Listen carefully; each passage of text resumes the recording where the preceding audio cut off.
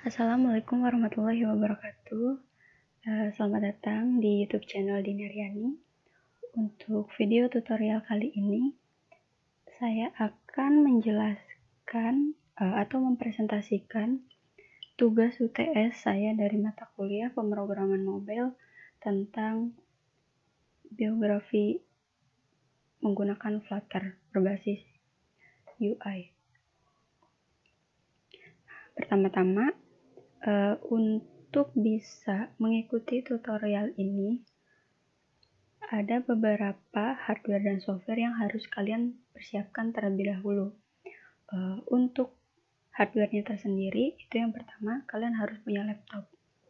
Laptopnya itu dengan spek minimum Core i3, dengan RAM 4GB dan hard disk minimum 500GB.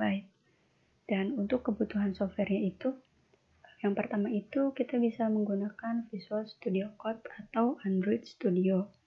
Yang kedua itu kalian harus memiliki kuota internet, dan ini harus lumayan besar karena pada saat nanti penginstalan Flutter, Gradle, dan juga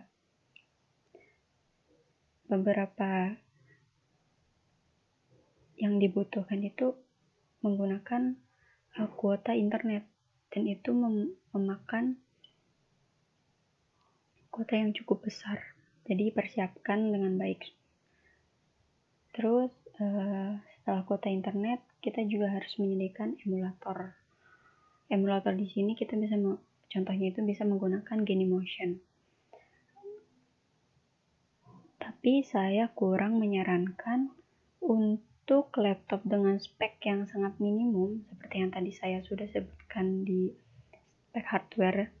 Yang pertama itu saya tidak menyarankan untuk menggunakan emulator. Karena apa? Karena emulator tersebut menggunakan RAM cukup besar. Takutnya itu nanti laptop kalian malah nge-lag gitu. Jadi antisipasi atau siasatnya itu kita bisa menggunakan handphone Android, semua tipe handphone Android.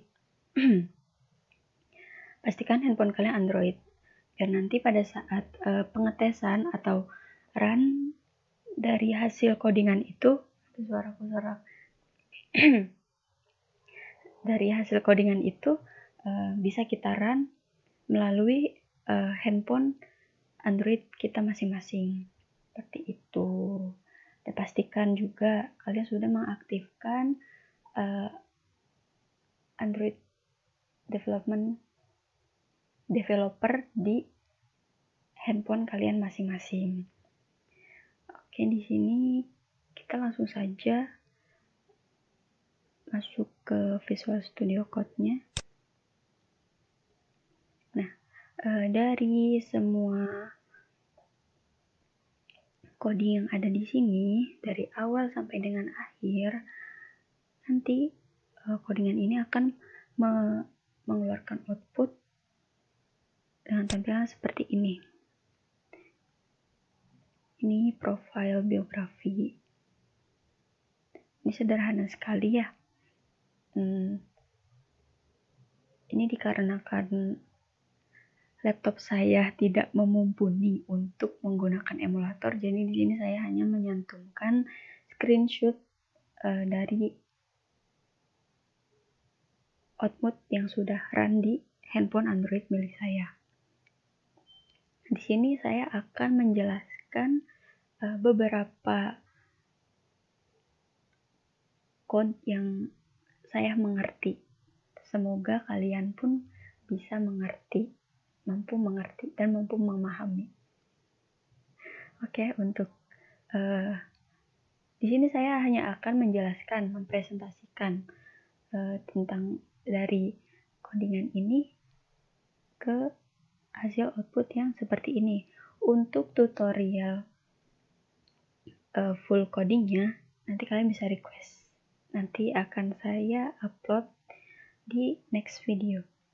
Oke, untuk pertama kali di sini ada class my app. Codingan ini itu ditunjukkan untuk output yang berada di sini. Outputnya itu nanti akan memunculkan, ini looks like bottom gitu ya, tapi ini hanya stateless widget. Ini tuh widget buat memunculkan Python, HTML5, MySQL, PHP, Kotlin, dan C++. Dan kalau ini jumlahnya lebih dari ini, mungkin nanti kan nyampe ke samping, lebih ke samping. Itu nanti bisa di scroll ke kiri dan ke kanan. Dan next, di sini ada widget build content context. Ini itu codingan dari sini ya, hilang dari sini, nggak bisa diklik. Dari sini, dari widget build sampai dengan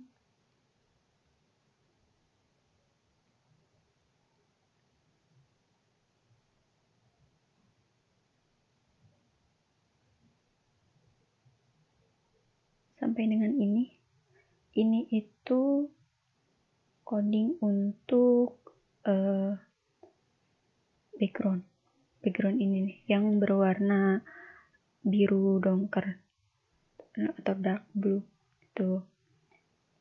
Dan nanti akan memunculkan text profile.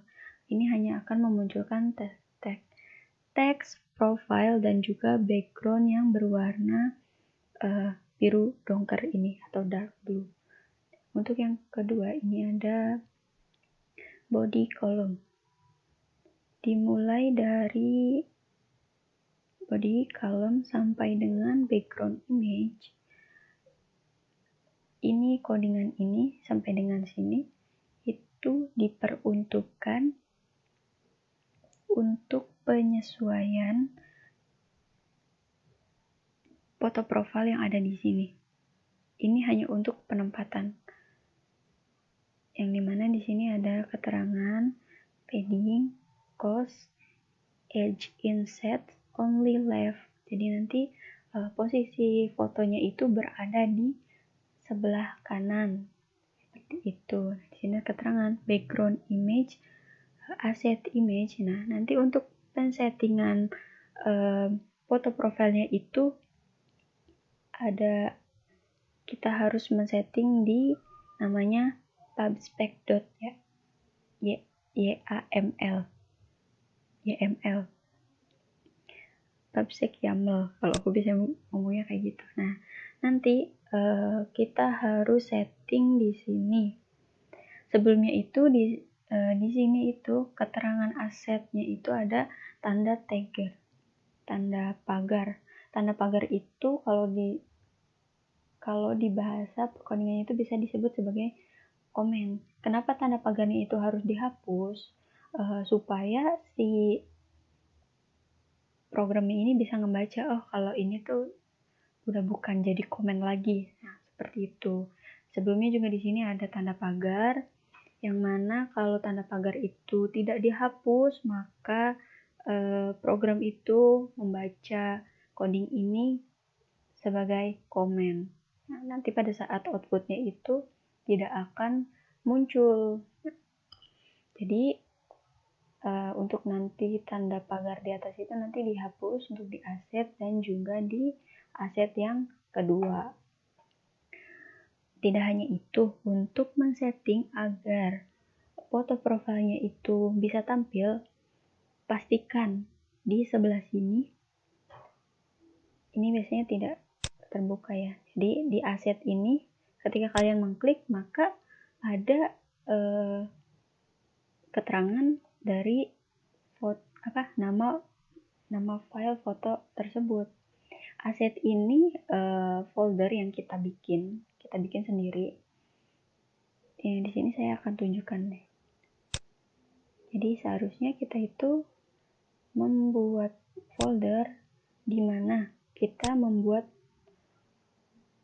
project tersebut. Jadi saya buat itu di sini. Ini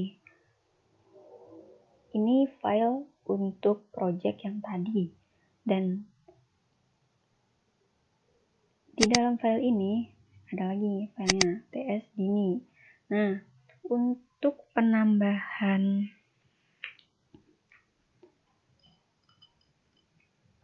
file foto itu, pertama kita harus membuat folder baru.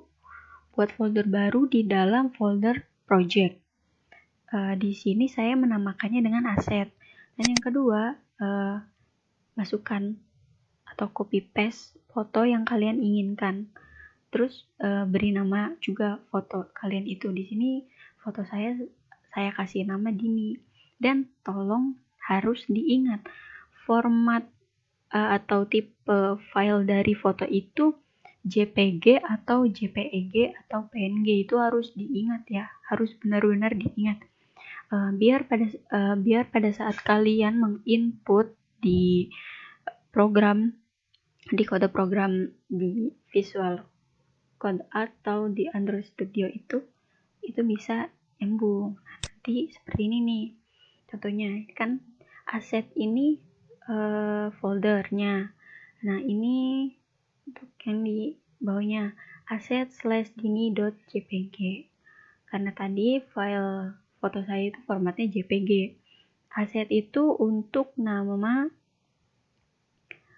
foldernya, Dini itu untuk nama filenya, file fotonya, dan JPG itu format untuk fotonya. Nanti kalau ini sudah tersetting, maka untuk output dari foto profil ini pasti akan keluar atau muncul. Jadi harus ingat-ingat ya, nama filenya apa, nama foldernya apa, tipe file dari fotonya itu apa. Pastikan itu semuanya benar. Untuk pengetikan namanya pun harus benar. Yang kedua, ini coding bagian user. Di sini saya sudah menambahkan komen. Gunanya apa? Itu biar, karena saya ini pelupa, jadi ini buat pengingat kalau pemisah kalau coding ini untuk bagian user gitu. Nah, di dalam bagian user ini ada apa aja sih? Kan yang pertama itu di bagian user ada ini foto profile, terus yang kedua terus yang kedua ini ada keterangan nama. Di sini menggunakan teks stylenya itu fontsnya saya menggunakan fonts 28 dengan color white. Jadi di sini kan untuk teks Dini Aryani, style teksnya dengan font 28 dan warnanya itu warna white. Sesuaikan dengan yang di sini Dini Aryani, font size-nya 28 dan warnanya warna putih. Dan untuk yang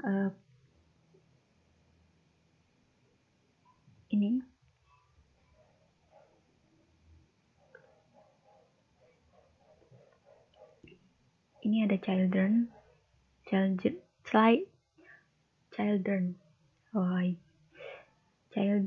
widget. Ini kita menggunakan coding icon. Iconnya milih apa? Di sini kita milih icon location. Maka akan keluarkan tuh package location iconnya seperti ini. Nah, on colorsnya milih apa? Aku di sini milih warna white atau putih dengan size 17. Nah, di sini ada nih icon location dengan warna white. Dan untuk selanjutnya ini ada padding cons edge inset only left 4.0. Jadi di sini untuk ini ada teks Indramayu Jawa Barat.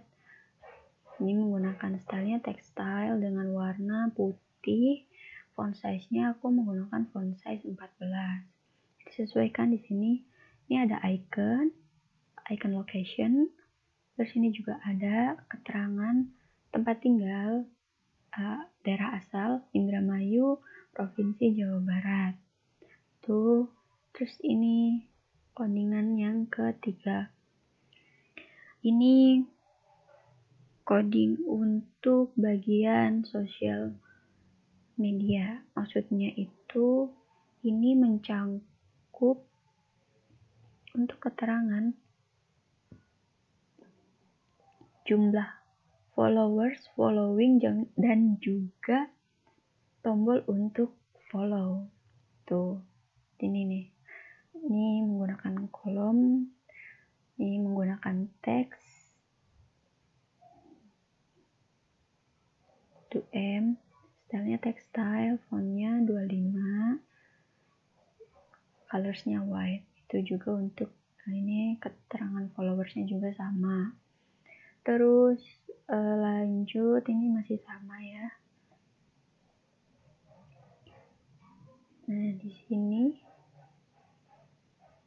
ada coding untuk ini tuh untuk button follow. Jadi di sini ada decoration.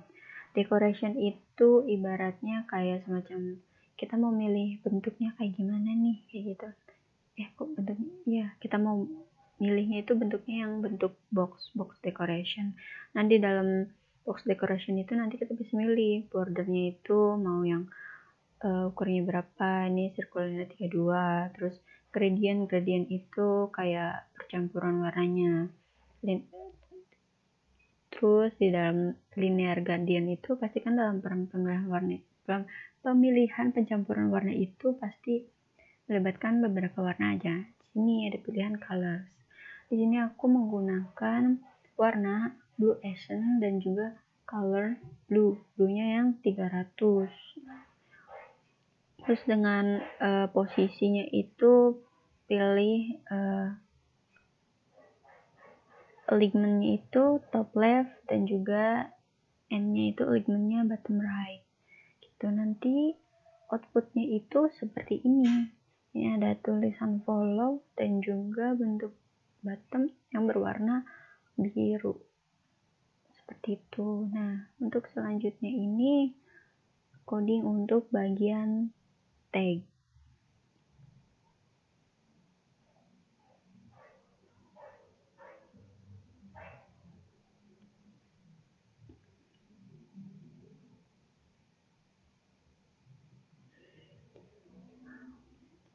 Ada bagian tag,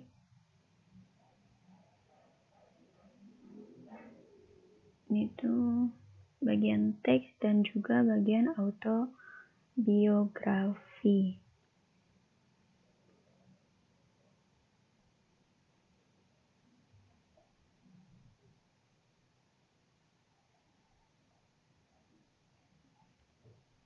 Nah, untuk bagian autobiografinya ini ada sekitar berapa? 1, 2, 3, dan 4.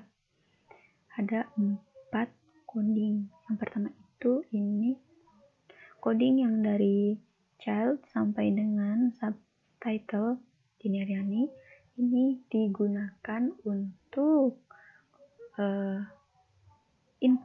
output yang ini, untuk output name dengan icon seperti ini dengan bentuk keterangan nama. Dan untuk yang kedua ini coding untuk keterangan date of birth di sini, birth di